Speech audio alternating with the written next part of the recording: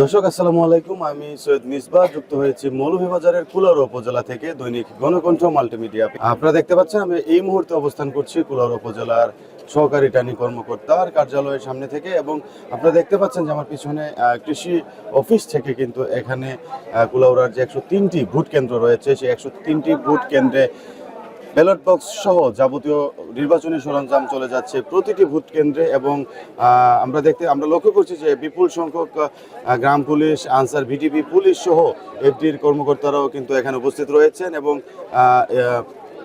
সহকারী রিটার্নিং কর্মকর্তার তত্ত্বাবধানে কিন্তু আসলে আজকে এই ব্যালট বক্সগুলো চলে যাচ্ছে কুলাউড়া 103টি ভোট কেন্দ্রে।